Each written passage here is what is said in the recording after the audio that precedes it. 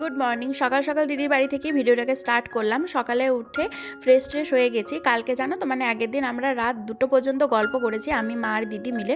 তো পরের দিন সকালবেলায় মুড়ি আর আগের দিনকার যে চানা মশলা ছিল তো এই দিয়ে টিফিনটা করে নিলাম। Good morning, welcome back to my channel. আশা করি তোমরা সবাই খুব ভালো আছো, আমিও ভালো আছি। তো সকালবেলা টিফিনে তো ওটা ছিল, তোমরা দেখতেই পেয়েছো। তো আজকে বিকালবেলায় বাড়ি চলে যাব। এখন দিদির বাড়িতেই থাকবো, তারপরে একটু মেলায় যাওয়ার কথা আছে। তো মেলায় কীরকম কী হয়েছে না হয়েছে সেটা তো আমি বুঝতে পারছি না। হস্তশিল্প মেলা মানে আমি অন্যরকম জানি। তো গিয়ে দেখা যাক, আর যেটাই দেখবো তোমাদের সাথে অবশ্যই শেয়ার করবো। তো এখন মুড়ি টুড়ি খেয়ে এখন একটুখানি ব্যাগটা গুছিয়ে নিই তাড়াতাড়ি, তারপর সোয়েটার পরে বাইরে যাব। আর বাইরের একটুখানি আশেপাশে পরিবেশটা তোমাদের সাথে শেয়ার করব। দিদির এখানে পরিবেশটা খুব সুন্দর, আর সামনে বাচ্চারা সবাই খেলাধুলো করছে, আর প্রচুর গাছপালা। আর গাছপালা দেখলে আমার মনটা এত ভালো হয়ে যায়, আর জায়গাটা বেশ শান্ত নিরিবিলির মধ্যে, তো সেই জন্য আরও ভালো লাগছে। তো চলো আগে ব্যাগটা গুছিয়ে নিই, তারপরে আবার ফিরে আসছি। আজ দেখো আমাকে কালকে এই ডায়েরিটা দিয়েছে, ওর নামটা এখানে লেখা রয়েছে, আর স্বামী বিবেকানন্দের জন্মদিনে স্বামী বিবেকানন্দ কি পেয়েছি বলতে পারো। তো এই ডায়েরিটা রাজ আমাকে দিয়েছে, সাথে দিয়েছে একটা পেনটা আমি রেখে দিয়েছি ব্যাগের মধ্যে, সেটা আর বার করলাম না। তো এই ডায়েরিটা আমাকে গিফট হিসাবে রাজ দিয়েছে। এদিকে বসেছে, হ্যাঁ মা এদিকে বসেছে নারকেল কুটতে। এই যে দেখো মায়ের পায়ে ব্যথা তো, মা বসতে পারছে না ঠিক করে, আর দিদি নারকেলগুলো এখানে কুড়ে দিচ্ছে। দিদিরও একটুখানি কাজটা এগিয়ে থাকবে। এদিকে রান্না বসিয়েছে, কি রান্না করবে এখন জানি না আমি। দিদি এখানে সাদা তিলগুলোকে কড়াই নিয়ে নিয়েছে, দিয়ে শুকনো করলে নাড়াচাড়া করছে। কি করবে এটা দিদি? ও তিলের পুর করবে। ব্যাগ মোটামুটি গুছিয়েছি, দিদি এখন বাঁধাবাঁধি করছে, অনেক কিছু দিচ্ছে, কি দিচ্ছে না দিচ্ছে সেটা তো বাড়ি গিয়ে শেয়ার করবো। এখন চলো বাইরে নিয়ে গিয়ে তোমাদের দেখাই। সকাল সকাল বজরংবলীর দর্শন তোমাদের করিয়ে দিলাম, আগেও তো দেখিয়েছি। এটা হচ্ছে দিদির এন্ট্রান্সটা। এই যে জুতোটা আমি খুলে রেখেছি ওখানে, ওখানে ইয়ে করছে, নারকেল কুড়ছে। চলো এবার যাওয়া যাক, যে এখানে সামনে বাচ্চারা খেলাধুলা করছে।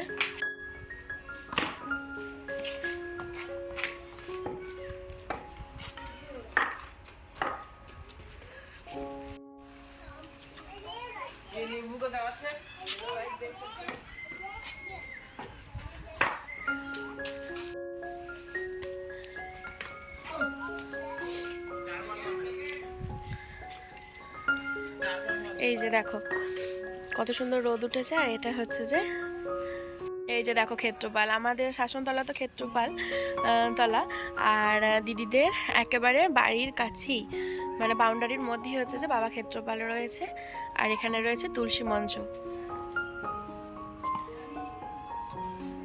আর ওই যে গাছটা দেখালাম পাতাবাহারির মতো, আমার গাছটা এত ভালো লাগে, প্রথমে পাতাবাহার গাছই ভেবেছিলাম, তারপরে দিদি বললো যে ভালো করে দেখো বড় বড় চালটা ধরে আছে, তো এটা হচ্ছে চালতা গাছ, আর এটা হচ্ছে যে জাম গাছ, আর এটা হচ্ছে 12 মাসের আম গাছ, সবসময় আম হয়। আর এটা হচ্ছে একটা কুয়ো।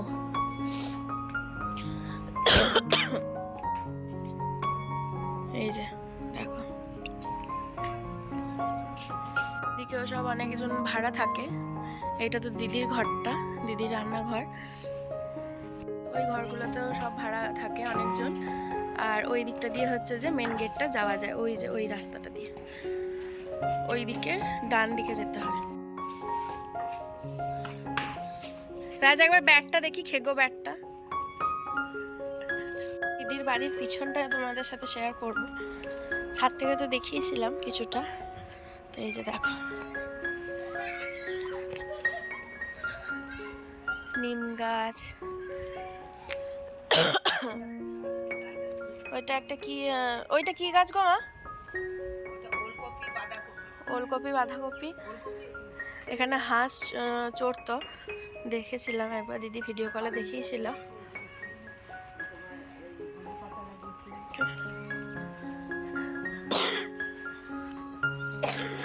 দেখো কত সুন্দর ওলকপি হয়েছে, দেখো ধনে পাতা গাছ। এটা কি কোনটা বাইরে? এটা পরে ছাদে গিয়েছিল, ওলকপির ইয়ে চারা। কত সুন্দর গাছ হয়েছে দেখো। বাড়ির পিছনেও কত আম গাছ দেখো,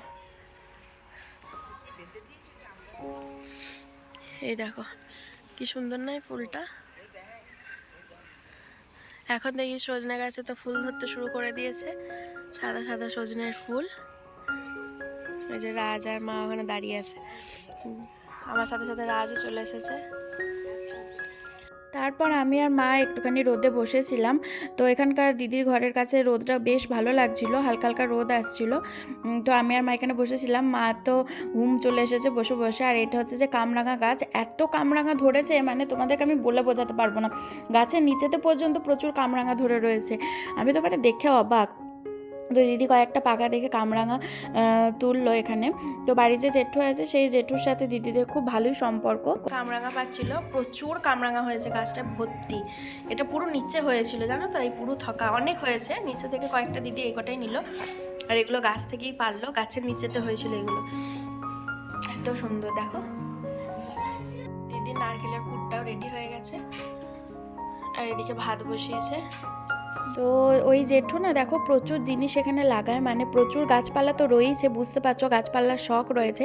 আর প্রচুর জিনিসও এখানে চাষ করেছে, এখানে যেমন পেঁয়াজ, ফুলকপি, তারপরে পালং শাক, তারপরে হচ্ছে যে বেগুন গাছ, শিম গাছ, মানে কি নেই এই জায়গাটায়। তো এই জায়গাটা পুরোটাই ওই জেঠুর। তো প্রচুর জায়গা এখানে, তো এই জায়গাতে না জেঠু প্রচুর গাছ লাগিয়েছে, মানে সবজি টাইপের চাষ করতে চেয়েছে এখানে। তো সত্যি এত সুন্দর সুন্দর ফলন হয়েছে, আমি মাকে ভিডিও কলে দেখাচ্ছিলাম, এত ভালো লাগছিল জিনিসগুলো দেখতে, মানে কি বলবো। আর আমার তো গাছপালার খুব শখ, তো তাই আমার এই সবুজ গাছপালাগুলো দেখে মনটা ভরে যাচ্ছে। আর শাক সবজির গাছগুলো দেখবে হলে তখন মনটা ভালোও লাগে, যে ঘরেরই মানে নিজের হাতে ফলন করা সেই শাক সবজি মানে রান্না করে খেতেও ভালো লাগে, আবার দেখতেও ভালো লাগে। তো পালং শাক রয়েছে, সব রকম এখানে রয়েছে, দেখতে খুব ভালো লাগছিল। আর কত সুন্দর ফ্রেশ ফুলকপি হয়েছে দেখো, এই ফুলকপিগুলো তো আরও বড় হবে। তো আমি আর দিদি বাড়ির সামনেটা করে এসেছিলাম, তখন তো বাড়ির পিছনটা করে গেছিলাম, ওখানেও কিছু জিনিস চাষ করেছে সেটা দেখালাম তোমাদের। তারপর আমরা বাড়ির সামনেটার দিকে এলাম। তারপরে দুপুরবেলার খাবার তাড়াতাড়ি আজকে খেয়ে নিয়েছিলাম, পেঁয়াজ ভাজা দিয়ে আলু মাখা, তার সাথে কিছু ভাজাভুজি রয়েছে, মা এখানে ভাত বেড়ে দিচ্ছে। আর কালকেকার চিকেন রয়েছে, সেটা আমরা এখন খাবো। রেডি হয়ে গেছি, এবার বেরোচ্ছি, সব ব্যাগটাই নিয়ে নিয়েছি, এবার মেলাটা ঘুরবো, দিয়ে তারপরে বাস ধরে বাড়ি চলে যাব। তো সবাই মিলে একসাথেই বেরোচ্ছি, রাজ এক এক করে ওই মোড়ে নামিয়ে দিয়ে আসবে, মোড়ের মাথা থেকে আবার আমরা টোটো ধরে নেবো। তো আমি তো বলেছিলাম আসানসোলে হস্তশিল্প মেলা এলে দেখতে যাব, তো এটা হস্তশিল্প মেলা ছিল না, এটা ছিল ট্রেড ফেয়ার। তো চলো মেলাটা দেখা যাক। এই যে দিদি আর রাজও যাবে মেলায়, তো ওই যে মা মোড়ের ওইখানে দাঁড়িয়ে আছে, এখন রাজ একবার করে নামিয়ে দিয়ে আসবে, দিয়ে তারপরে সবাই একসাথে টোটোয় করে যাব। তো রোড ক্রস করে চলে এসেছি, তো এখান থেকে আমরা টোটো বা অটো যেটা পাবো সেটাইতে করেই যাব আর কি। তো অনেকক্ষণ দাঁড়িয়ে থাকার পর অটো দাদাকে বলাতে নিয়ে গেল। তো আমরা ঠিক জানতাম না যে কোন জায়গাটা করে হচ্ছে, মানে দিদি ঠিক বুঝতে পারছিল না। তারপর যাই হোক ঠিকঠাকভাবে পৌঁছালাম। তা এই যে দেখো তিনজন মিলে চেপে পড়েছি, সামনে রাত চেপেছি, এখন যাচ্ছি আমরা মেলাতে, একবারে ডাইরেক্ট মেলাতে যাবো। ছোট একটা অটো করে নিয়েছি। তো আসানসোলের মতো জায়গাতেও রাস্তার ধারে যে গাছগুলোকে দেখতে পাচ্ছি, এটা দেখেই বেশি ভালো লাগছে, কারণ এক এক জায়গায় তো এমন অবস্থা যে যেখানে কোনো গাছপাল্লাই নেই। তো তারপরে এখানে ট্রেড ফেয়ারে চলে এলাম। তো 30 টাকা করে মেবি টিকিট লেগেছিলো, আমার ঠিক মনে পড়ছে না এখন। তো সামনেই কিছু শো পিস টাইপের রাখা ছিল, বিশাল বড় বড়, হয়তো শ্বেত পাথরের হবে। তো প্রথমে মানে একটা কাউন্টারের মধ্যে আমরা ঢুকলাম। তো প্রথমে ঢুকিয়ে দেখো কত সুন্দর সুন্দর ফ্লাওয়ার বাস, বৌদ্ধ মূর্তি, পেন্টিংস রয়েছে, এত ভালো লাগছিল দেখতে জিনিসগুলো। কিন্তু সবটাই হচ্ছে দেখার ওপর, মানে তুমি কোনো জিনিস কিনতে গেলেই মোটা টাকা তোমাকে নিয়ে আর কি এই মেলায় ঢুকতে হবে। আর কিছু কিছু জিনিস যেগুলো দেখলাম সেগুলো খুব বেশি বেশি দাম বলছে, সেগুলো হয়তো অনলাইনে অনেকটাই কমে তোমরা পেয়ে যেতে পারো। তো আমার তো দোলনার প্রতি খুব ন্যাক, তো দোলনাটা দেখে আমি আর লোভ সামলাতে পারলাম না, একবার ভালো করে ভিডিও করে নিলাম। তো অনেকজন দেখছিলাম দোলনাতে বসেও পড়ছিল, তো যাই হোক আমার একটু হেজিটেট হচ্ছিল, সেই জন্য আমি বসিও নি আর বসার চেষ্টাও করিনি। তো তারপরে এখানে দেখো হাতিগুলো কত সুন্দর কারুকার্য করা। আর এখানে চলে এসেছি, এই যে এটা হচ্ছে যে ফ্লোর ম্যাট, কার্পেট, তারপর পাপোশ, এইসবের আর কি জিনিসগুলো রয়েছে, দেখতে খুব ভালো লাগছিল। তো এদিক ওদিক ঘোরাঘুরির পর আমরা এলাম হচ্ছে ফার্নিচারের জায়গাটায়, ফার্নিচারগুলো এত সুন্দর ছিল। তো যাই হোক আমি একটুখানি ভিডিও করেছি, কারণ ওখানে নো ফটো নো ভিডিও লেখাই ছিল। আর জিনিসগুলো দেখে মানে কি বলবো, চোখ ফেরানো যাবে না।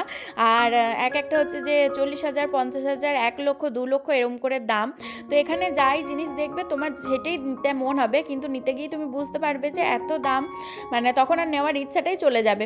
তো তারপরে ড্রেস মেটেরিয়াল এইসবেরও স্টল ছিল, সেগুলোও দেখতে ভালো লাগছিল। কুশন ছিল আর বিভিন্ন ধরনের কার্পেট, মানে তুমি যেরকম চাইবে, যেরকম মাপের চাইবে।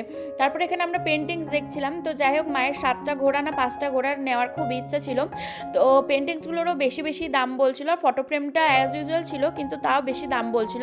তো মা সেই জন্য আর নেয়নি। তো অবশেষে কী নিয়েছি চলো সেটা দেখাচ্ছি। আর এই যে কার্পেটগুলো খুব সুন্দর, খুব সফট, খুব ভালো লাগছিল। আর এই বৌদ্ধটা দেখো কত সুন্দর না, সামনে দিয়ে ফোয়ারা টাইপের জল পড়ছে, এত ভালো লাগছিল জিনিসগুলো। এই জিনিসগুলো একটা রাখলেই মানে ঘরের সৌন্দর্য বেড়ে যাবে, তাই না? তো যাই হোক, বেশ ঘুরতে আমার ভালোই লাগলো। মেলায় কিছু কিনি না কিনি, জিনিসগুলো দেখতে চূড়ান্ত ভালো লাগলো। আর প্রথম আমি গ্র্যান্ড ট্রেড ফেয়ার আর কি অ্যাটেন্ড করলাম, বেশ ভালো লাগছিলো। এতদিন ইউটিউবেই কলকাতার ট্রেড ফেয়ার, আসানসোলের ট্রেড ফেয়ার এগুলো দেখেছি, কিন্তু কোনো দিন এগুলো আসছি, মানে আসার সুযোগ হয়নি। তো যাই হোক, তারপর শাড়ির এইখানে ঢুকলাম। এটা হচ্ছে যে ঢাকা থেকে এসেছে, বাংলাদেশে। তো খুব সুন্দর সুন্দর শাড়ি, সিফন, জর্জেট, তারপরে হচ্ছে জামদানি। তো শাড়িগুলো সত্যি এত সুন্দর, মসলিন, হাত দিলেই তোমার নিতে মন হবে, আর দেখে তো অবশ্যই নিতে মন হবে। তো পিঠে ব্যাগ আর মায়ের হাতে ব্যাগ, দিদি ব্যাগ, সব ব্যাগপত্র নিয়ে আর কি আমরা এই মেলা ঘুরেছি। তো শেষকালে হাত পা সব ব্যথা হয়ে গেছিলো। তো তারপরে এই গাউনটা মায়ের খুব পছন্দ হয়েছিল। তো মা আমাকে বলছিল দেখো দামটা কত বলে, তোমার জন্য তাহলে নাও। তো এত দাম বলছিল, নেওয়ার আর ইচ্ছাটাই চলে গেল, দেখতেই ভালো লাগছিল। আর ট্রলিগুলোও বলছিল এখানে যাই নেবে সবই 6,000, মানে ছোট বড় যাই জিনিস নাও সব 6,000। আর এর উল্টো দিকে বসেছিল বিভিন্ন ধরনের জুতো, যেগুলো একটু আমার মানে হাই রেঞ্জেরই মনে হলো। তো ট্রেড ফেয়ার মানে হচ্ছে যে বাইরে থেকে সবাই এসে আর কি এখানে মেলা দিয়েছে, মানে বাইরের বিদেশ থেকে এসে। তো সত্যি ওরা তো দাম নেবেই, কারণ এত দাম দিয়ে জিনিস না বিক্রি করলে ওদের আর মানে খাটনিটা বা এত দূর থেকে আসাটাই বা কী হবে, তাই না? তো যাই হোক, সব মিলিয়ে গুছিয়ে বেশ ভালো লাগলো। তারপর আমরা এই দোকানটায় এসেছিলাম, এই দোকানটায় অনেকটা রিজনেবল প্রাইসে জিনিসগুলো পাওয়া যাচ্ছিলো। তো এখান থেকে বাটি গ্লাস নিয়েছি। তো কী নিয়েছি সেটা তো অবশ্যই দেখাবো। এখানে হার কানেরের সেটগুলো অসম্ভব দাম বলছিল। আর আমার যেটা সবথেকে বেশি ভালো লাগছিল, এই ল্যাম্পগুলো বা বাল্বগুলো যেটাই বলো না কেন, আমার এত ভালো লাগছিল। তো সবথেকে ছোট্টর মধ্যে ওই যে ল্যাম্পগুলো রয়েছে সেগুলোর দাম জিজ্ঞাসা করছিলাম, কিন্তু সেগুলোও দেখলাম যে অনেক বেশি বেশি দাম বলছে। তো যাই হোক, তোমরা এই ট্রেড ফেয়ার বা হস্তশিল্প মেলা যেখানেই যাও না কেন ভিজিট করতে পারো, কিন্তু ট্রেড ফেয়ারে তো একদমই বার্গেনিং করা যায় না। আমি হস্তশিল্প মেলা বা সবল মেলায় দেখেছি একটু হলেও বার্গেনিং করা যায়, কিন্তু এগুলোই করা যায় না। তারপরে এলাম ক্যান্ডি এসবের কাছে। তো রাজ বলছিল কয়েকটা ক্যান্ডি নেওয়ার জন্য, তো 10 টাকা করে বলছিল। তো যাই হোক, আমরা 10টা নিয়েছিলাম ভাগ ভাগ করে। আর এখানে তো সব রকম টেস্ট করা যায়, মানে তুমি যেটাই চাইবে টেস্ট করতে পারবে। তো আমি এখানে এক ধরনের ওই চিপস বলা ভুল হবে, কুকি টাইপের নিয়েছিলাম। যাই হোক, মোটামুটি খেতে ছিল, কিন্তু অনেক টাকা দাম। তারপরে এসেছিলাম এখানে খাবারের স্টলগুলোর কাছে, এখানেও সব জিনিসে বেশি বেশি বলছিল আর কি। তো যাই হোক, রাজ আর দিদি বলছিল কিছু খাবে, তো খাওয়া আমার ইচ্ছে ছিল না কিছু খাওয়ারই। তো রাজ বললো তাহলে একটা পাপড়ি চাট নেওয়া হোক, আর দেখা যাক খেতে কেমন হয়। আর 80 টাকা দাম বলছিল একটা পাপড়ি চাটের প্লেটে। দেখো আমরা কত কিছু কেনাকাটা করেছি, দিদির হাতেও আছে এক গাদা জিনিস। এখানে এখন দুজনে বসে আছি, ঠকছি আর কি, বসে বসে, অনেক টাকা দাম। এই যে মায়ের হাতেও আছে, ওরা স্বামী স্ত্রী একসাথে বসেছে, আর আমি আর দিদি এদিকে একসাথে বসেছি। এখানে খেতে বসা মানে হচ্ছে গলা কেটে দাম নেবে, কিন্তু তাও আমরা এত লোভী, এত আমাদের খাওয়ার নেশা চেপেছে, একটু খেতেই হবে। তো চলো দেখা যাক এখানকার ওই বেশি দামি পাপড়ি চাটটা কেমন দেখতে আর কেমন খেতে। তো পাপড়ি কতটা পরিমাণ দিচ্ছে চলো সেটা তোমাদের আগে শেয়ার করি। এই যে সামান্য পরিমাণ পাপড়ি, এদিকে রানীগঞ্জের বাজারে আমি পাপড়ি খেলাম, তো সেটায় তো 30 টাকা না 40 টাকা মনে হয় নেয়, আমার ঠিক খেয়াল হচ্ছে না। তো যাই হোক, তবে 80 টাকা অন্তত নেয় না, এটা আমি জানি। তো খেতে মোটামুটি বানিয়েছিল। তো এইটা আমরা 4 জন মিলে ভাগ করে খেলাম। তো ভাবতে পারছো। তো যাই হোক, তারপরে চা খেলাম। হ্যাঁ, এটা কিন্তু বলতে হবে চাটা অসাধারণ ছিল, অসাধারণ। মানে চাটা 1 কাপ খেয়ে তোমার মন ভরবে না, যারা চা ভক্ত আর কি আমার মতো। তো আমি খুব চা ভক্ত না হলেও চাটা কিন্তু ভালোবাসি, আর বিকালের টাইমে চাটা খেতে ইচ্ছাও হচ্ছিল। তো সত্যি আমরা দুটো নিয়েছিলাম 2 কাপ। তো মা আর দিদি হাফ হাফ খেলো আর আমি গোটাটাই খেয়ে নিলাম। তো যাই হোক, তারপরে টাটা বাই বাই আসানসোলকে করে রানীগঞ্জের পথে রওনা দিলাম। তো ভিড় ভাট্টা ঠেলাঠেলি করে এবার বাড়ির পথে রওনা দিলাম, ততক্ষণের জন্য